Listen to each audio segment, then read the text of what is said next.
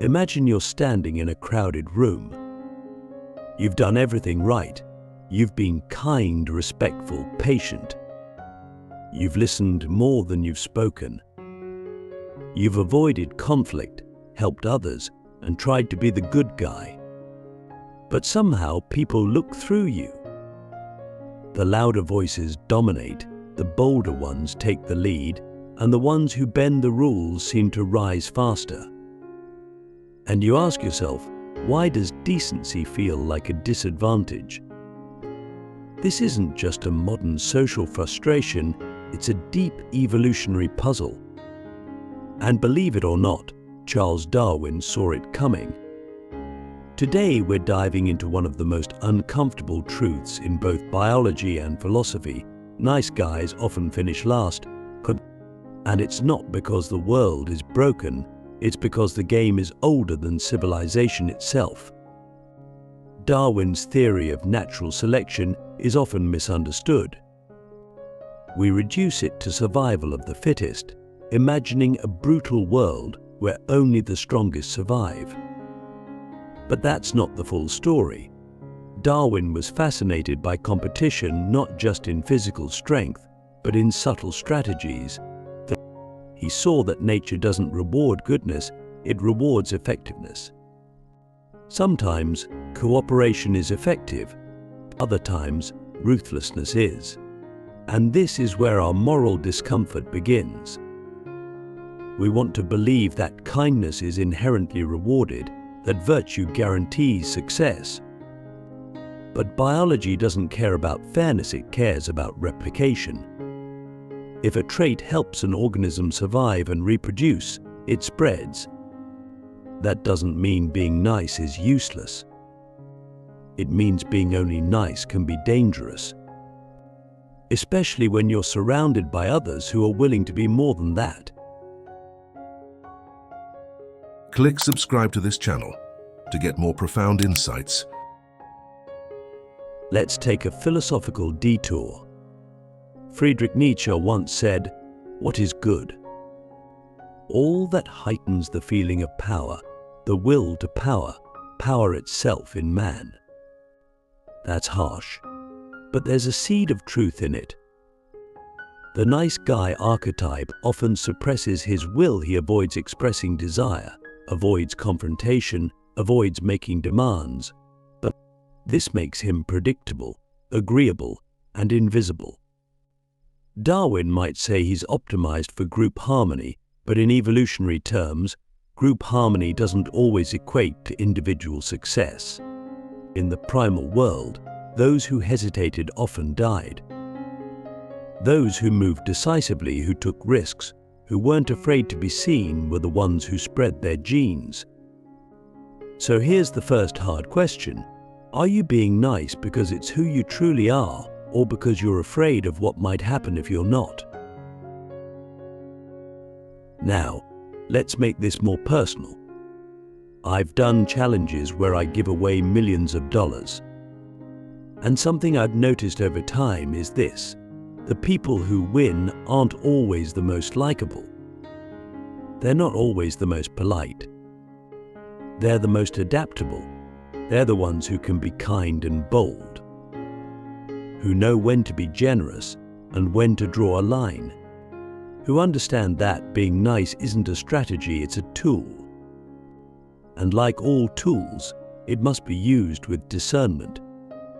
Darwin didn't say that aggression always wins. He said that strategies that work will be passed on. So if you're always losing, always overlooked, always finishing last, it might not be because you lack value. It might be because you're playing the wrong role in the wrong environment. Here's a metaphor that hits deep. Imagine a peacock in a desert.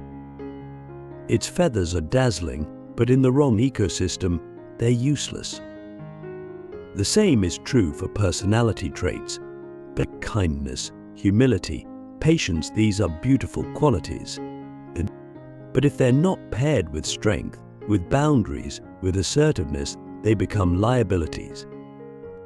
People begin to assume your silence means agreement. Your patience means weakness.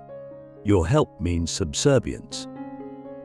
And over time, you start to resent the world for not appreciating you. But maybe the world does see you, just not in the way you want. So let me ask you a confronting question. Are you being overlooked because you're too good, or because you've made yourself too small to be seen?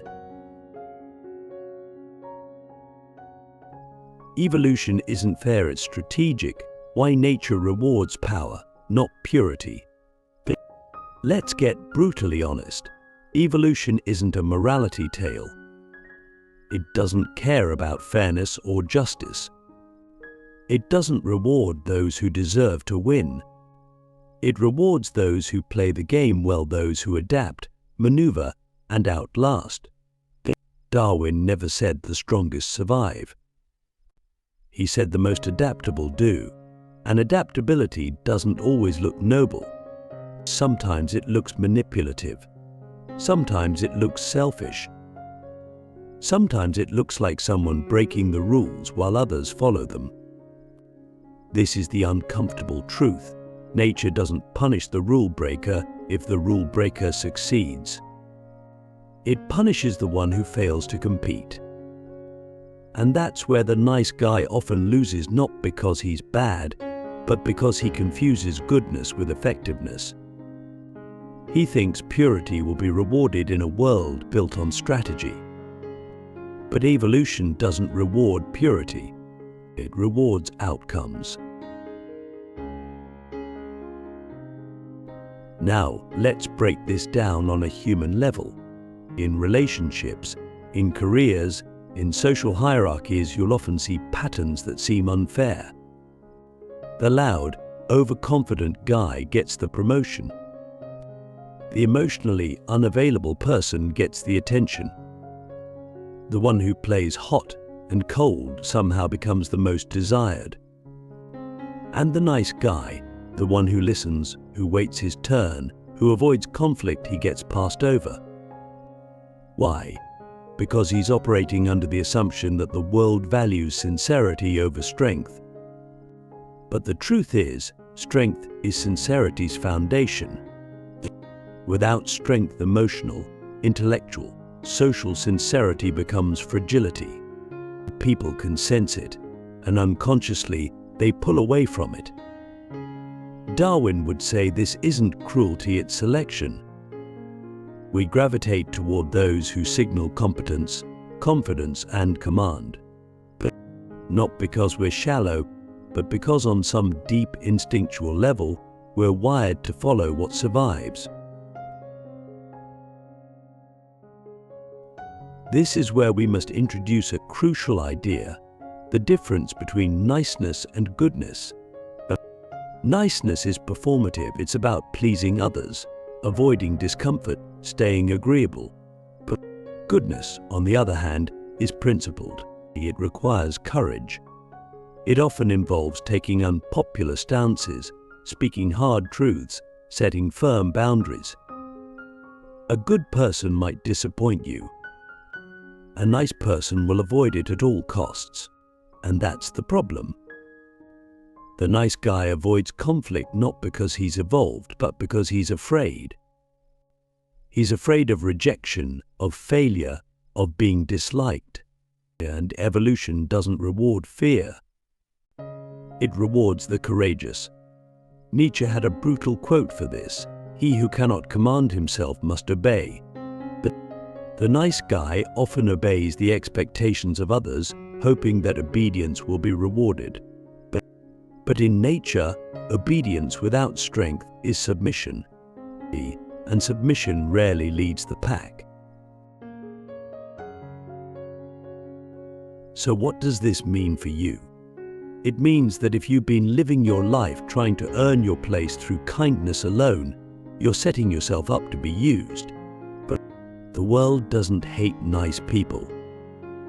It just doesn't need them unless they offer something more. And that more is power, not domination, but self-possession. The ability to speak up when it's unpopular, and the willingness to say no. the strength to walk away from what doesn't serve you. That's evolutionary gold. That's what gets passed on not just biologically, but socially, professionally, romantically. Ask yourself right now, am I being nice to be liked, or am I being good because it's true? That question changes everything, because niceness seeks approval.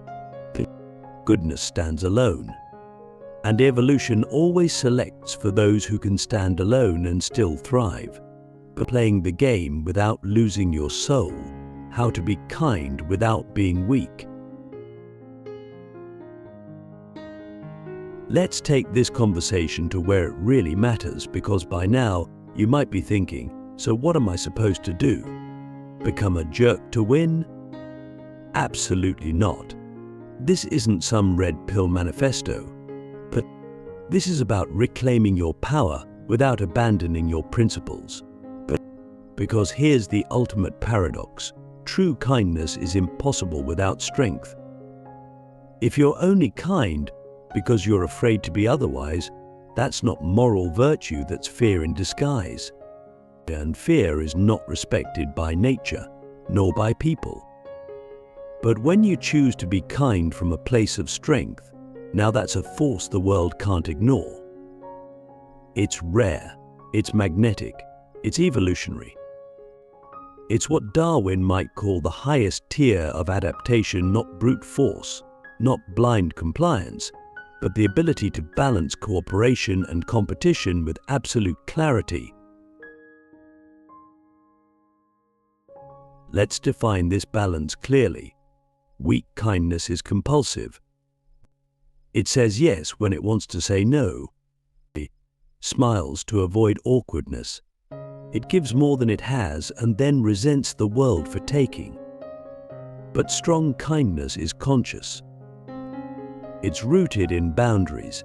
It's the ability to give without being drained, to help without being manipulated, to love without losing self-respect. You've met people like this. They're not loud, but they're not invisible either. They're grounded. They don't need to dominate, but they're not afraid to assert.